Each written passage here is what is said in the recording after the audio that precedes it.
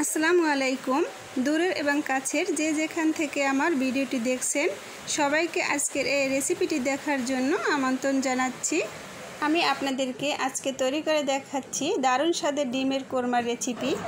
রাজিকো স্বাদের ডিমের কোরমা, এটা খেতে এতটাই মজা যে এটা রাজিকো স্বাদের ডিমের কোরমা বলার কারণ এটা মধুর মতো মুখে দিলেই মিলে যায়। তো এখানে আমি 8টি ডিম নিয়েছি। ডিমগুলোকে আমি সেদ্ধ করে খোসা ছাড়িয়ে পরিষ্কার পানি দিয়ে সুন্দর করে ধুয়ে নিয়েছি। এখন আমি একটি ছুরির সাহায্যে ডিমগুলোকে মাঝখান থেকে কেটে নিয়েছি।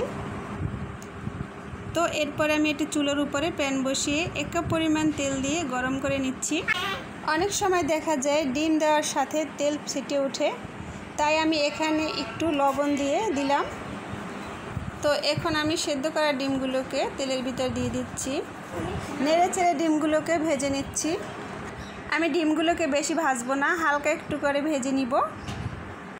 বেশি ভাজলে উপরের যে স্কিন সেটা কিন্তু রাবারি হয়ে যাবে অথবা শক্ত হয়ে যাবে।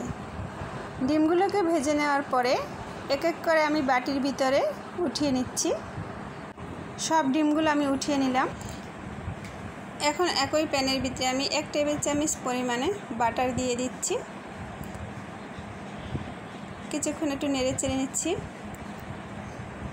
এরপরে এখানে আমি 2টো তেজপাতা, 3টে এলাচি আর 8-10টার মতো গোলমরিচ আর দারচিনি দিয়ে নেড়ে চেড়ে নিব।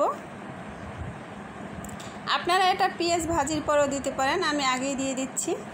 এরপরে আমি 1 কাপ পরিমাণে পেঁয়াজ দিয়ে দিচ্ছি। পেঁয়াজটা গোল্ডেন হয়ে আসার আগ পর্যন্ত আমি ভেজে নিব।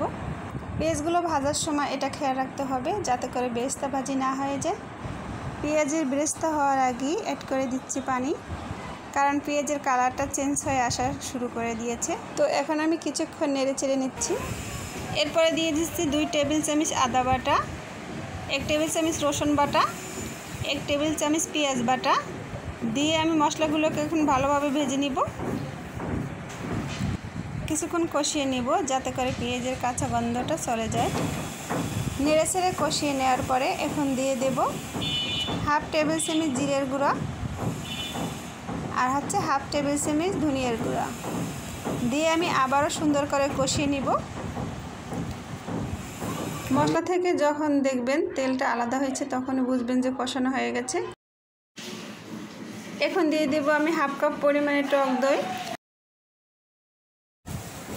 টক দই দেওয়ার সময় আমি চুলার আঁচটা আমি বন্ধ করে নিয়েছি। এখন ভালোভাবে মিক্স করে নিব। তারপর আবার চুলার উপর বসিয়ে আমি চুলাটা জ্বালিয়ে দিব।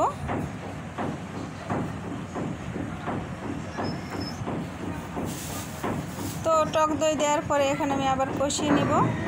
এরপরে দিয়ে দেব আমি কিশমিশ আর কাঠবাদাম। আমি এগুলো শিলে বেটে রেখেছি, আপনারা চাইলে ব্লেন্ড করেও দিতে পারেন। মিষ্টি কাঠবাদাম দেওয়ার ফলে কিন্তু টেস্টটা অনেক গুণই বেড়ে যায় এবং খেতে অনেকটা বেশি স্বাদ হয়। এভাবে ডিমের কোরমা রান্না করে আপনি যে কাউকে খাওয়াতে পারবেন, যে খাবে সে আপনার প্রশংসা করতে বাধ্য হবে। এটা খেতে এতটাই লোভনীয়। এরপর আমি অ্যাড করে দিচ্ছি 1 টেবিল চামচ মরিচের গুঁড়া দিয়ে আমি এখন ভালোভাবে আবার নেড়ে চেড়ে মিক্স করে নিচ্ছি। এভাবেই আমি কিছুক্ষণ কষিয়ে নিলাম। কিছুক্ষণ কষানোর পরে যখন মশলা থেকে তেলটা আলাদা হয়ে গেল তখনই বুঝলাম যে মশলা কষানো হয়ে গেছে। এরপর আমি ভেজে রাখা ডিমগুলো দিয়ে অনবরত কিছুক্ষণ নেড়ে চেড়ে কষিয়ে নিব। মশলার সাথে আমি ডিমগুলোকে 10 মিনিটের মতো করে কষিয়ে নিয়েছি। এরপরে দিয়ে দিচ্ছি জাল করা 1 কাপ পরিমাণে লিকুইড দুধ।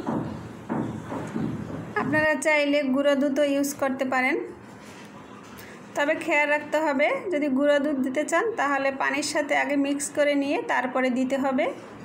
এরপর আমি 1 টেবিল চামচ পরিমাণে লবণ দিয়ে দিচ্ছি। আপনারা লবণটা আপনাদের টেস্ট অনুযায়ী দিয়ে দিবেন, আমি আমার মতো করে দিয়ে দিচ্ছি।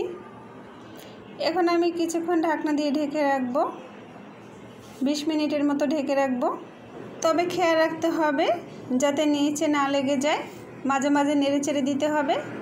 লেগে গেলে কিন্তু ডিমের যে টেস্টটা সেটা নষ্ট হয়ে যাবে, এর ফলে খেতে কিন্তু ভালো লাগবে না। এখন প্রায় রান্নার শেষের দিকে দিয়ে দিব চিনি। 2 টেবিল চামচ চিনি দিয়ে দিচ্ছি। আপনারা আপনাদের চিনিটা স্বাদ অনুযায়ী দিয়ে দিবেন, যেরকম মিষ্টি খাবেন ওই রকমই দিয়ে দিতে পারেন। আমার ডিমের কোরমা রান্নাটা কিন্তু প্রায় শেষ পর্যায়ে, আর 5 মিনিটের মতো জাল করে নিলে কিন্তু ডিমের কোরমাটা তৈরি হয়ে যাবে।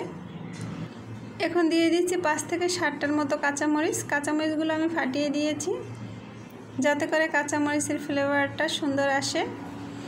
এভাবে ডিমের কোরমা রান্না করে যদি আপনি কোনো অনুষ্ঠান, যেমন ধরেন বিয়ের অনুষ্ঠান বা জন্মদিনে কাউকে খাওয়ান, যে কোনো প্রতিবেশীকে খাওয়ালে আপনার প্রশংসা করতে বাধ্য হবে।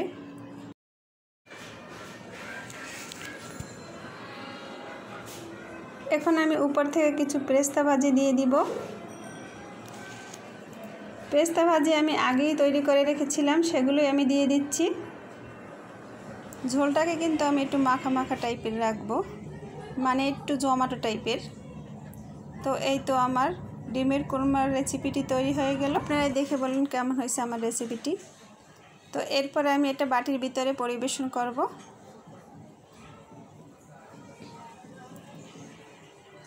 তো আমার ভিডিওটি দেখার পর যদি আপনাদের কাছে ভালো লেগে থাকে অবশ্যই আমার চ্যানেলটি সাবস্ক্রাইব করে দিবেন এবং পাশে থাকা বেল আই বাটনটি অন করে দিবেন। তো এতক্ষণ আমার ভিডিওটি দেখার জন্য সবাইকে অনেক অনেক ধন্যবাদ। সবাই ভালো থাকবেন। আল্লাহ হাফেজ।